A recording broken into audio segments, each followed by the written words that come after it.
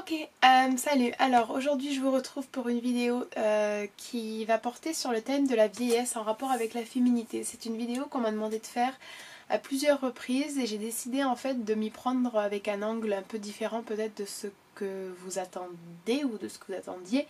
Je vais en parler avec des références littéraires parce que, parce que j'aime, parce que ça m'intéresse et puis parce qu'en plus c'est vraiment de bons exemples de l'imprégnation en fait dans la culture même et aussi de pourquoi se perpétuent certaines idées vis-à-vis de la vieillesse féminine. Alors, on va commencer tout simplement par certaines choses qui vont peut-être déplaire à certains, mais bon.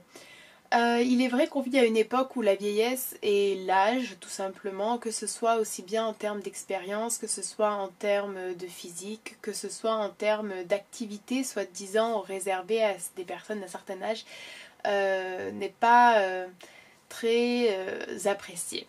On vit à une époque où la jeunesse et une certaine idée très stéréotypée de la jeunesse est fortement célébrée. Il faudrait ne pas se priver, il faudrait refuser toute forme d'ascétisme, toute forme de réserve, toute forme de mesure.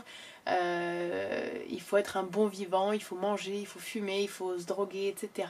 Alors je dis pas bien évidemment que c'est ce qu'on entend à la télé ou que c'est ce qu'on entend dans les écoles, voyez, mais c'est quelque chose, je pense, qu'on peut tous voir dans notre vie personnelle. Lorsqu'on est jeune, il faut s'amuser. Et ce qui est valorisé, c'est certaines formes d'amusement-là, qui sont ce que Pascal appellerait du divertissement par la même occasion. Et d'ailleurs, si vous voulez une vidéo là-dessus, c'est quelque chose qui m'intéresse particulièrement. Et c'est vrai que tout ce qui du coup se rapproche de la vieillesse, ça devient quelque chose de peu intéressant, voire même de tabou par moment. Tout ce qui est allié à générationnel n'existe guère, les relations entre les générations sont de plus en plus complexes à mon sens et ce pour des raisons négatives des deux côtés à mon avis. Et donc il est vrai qu'on vit à une époque où la vieillesse, ou le grand âge on va dire, n'est pas valorisé.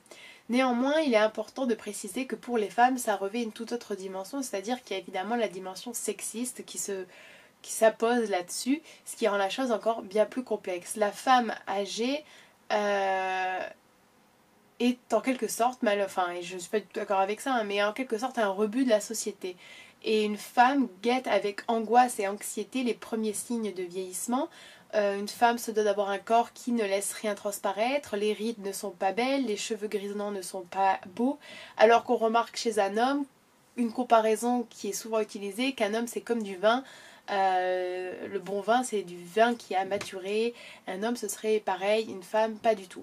On remarque également une plus grande indulgence dans les rapports amoureux ou sexuels entre un homme plus âgé et une femme plus jeune, sous prétexte que ce serait plus compréhensible et sous prétexte qu'un appétit sexuel et un appétit romantique à un certain âge pour un homme c'est acceptable, alors que pour une femme ça l'est beaucoup moins, c'est montré du doigt. Il y a vraiment un gros... je pense qu'il y a réellement un problème dans notre société à ce niveau-là.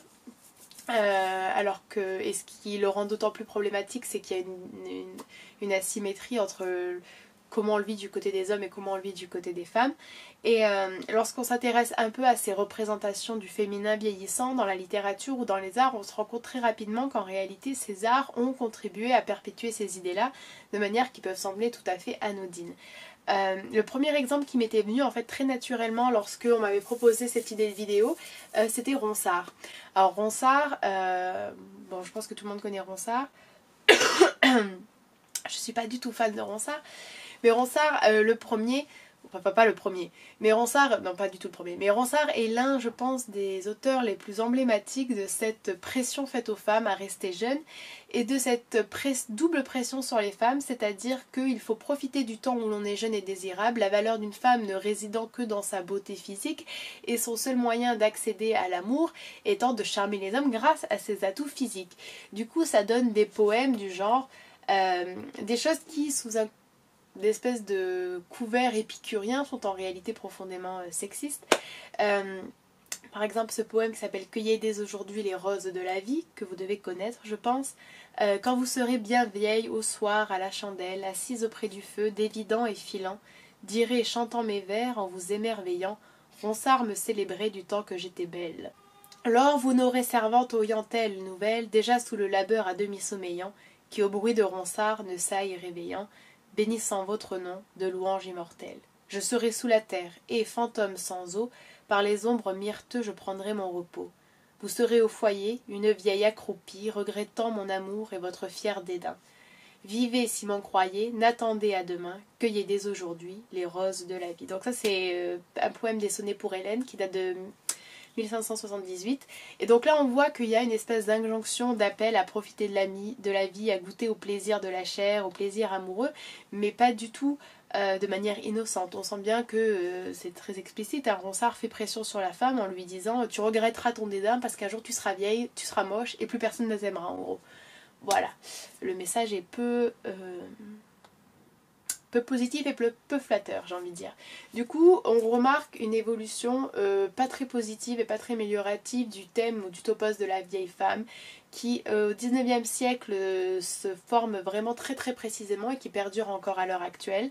Ça se remarque par ailleurs dans les livres pour enfants où il y a vraiment toujours le thème de la sorcière et aussi dans les manuels scolaires. Donc tout ce qui est du domaine de la vieillesse féminine en fait est transformé en quelque chose de pitoyable, d'effrayant, de pathétique, alors que c'est vraiment pas le cas du tout de la même façon pour les hommes. Par exemple, là je vous cite un article que j'ai trouvé. Le bonnet ou le fichu noir sur la tête, les rides profondes, les yeux éteints, l'absence de dents surtout caractérise le visage de la vieille femme. Alors ça c'est vrai que c'est l'image qu'on a typique, alors qu'en réalité il y a des tas de types de vieilles femmes. Avec la dentition, c'est l'expression et le sourire qui sont perdus.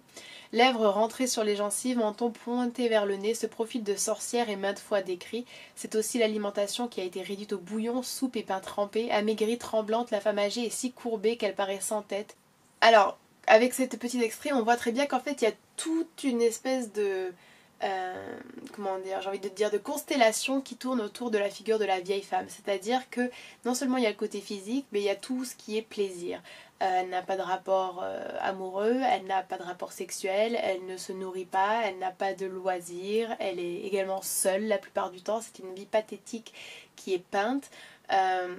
Alors que pour les hommes dans la littérature, on peut retrouver ça, c'est vrai, mais l'homme est également souvent une figure de sagesse, une figure d'homme qui a eu le temps d'acquérir certaines richesses, d'acquérir certaines expériences. Il est souvent placé en figure de conteur.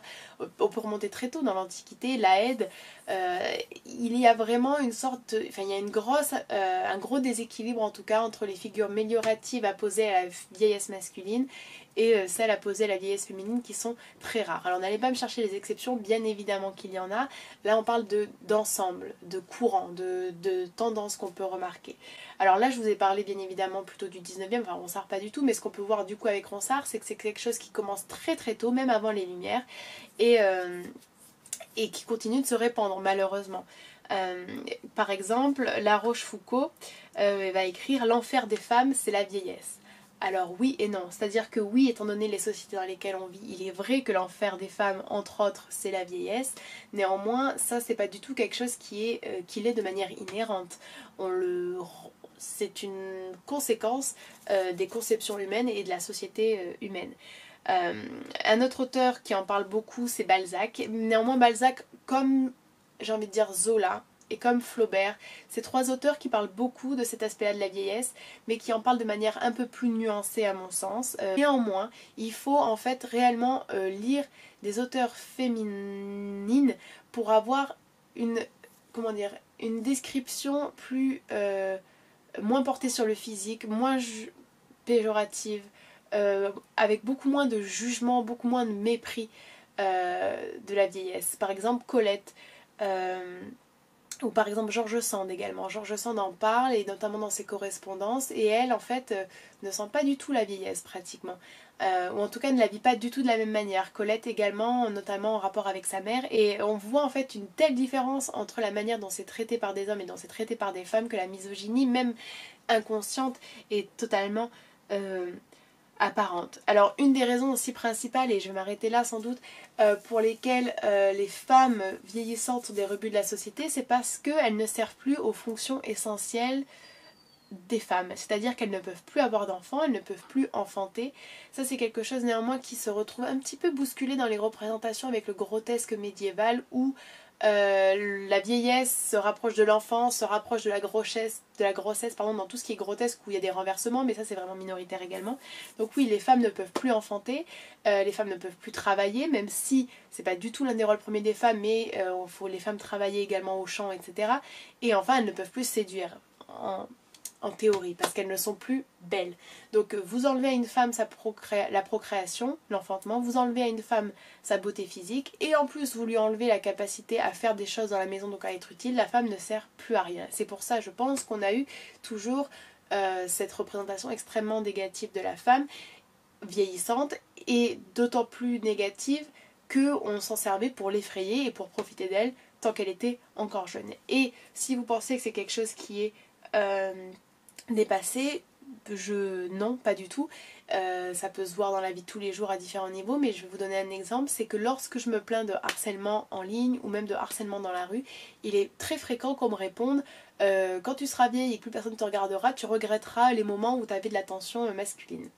Alors je tiens à préciser que non, mais c'est pour vous montrer la résurgence et le côté toujours, enfin, j'ai envie de dire, le fait que ces commentaires sont toujours malheureusement d'actualité dans certains esprits. Voilà, j'espère que ça vous aura été pas utile, mais bon, j'espère que ça vous aura intéressé. Il y a des tas de livres, il y a des tas d'articles, il y a des tas de sources féministes en ligne sur le sujet. J'avais juste envie de l'aborder par un autre petit angle. Voilà, et je vous dis à la prochaine. Bye bye.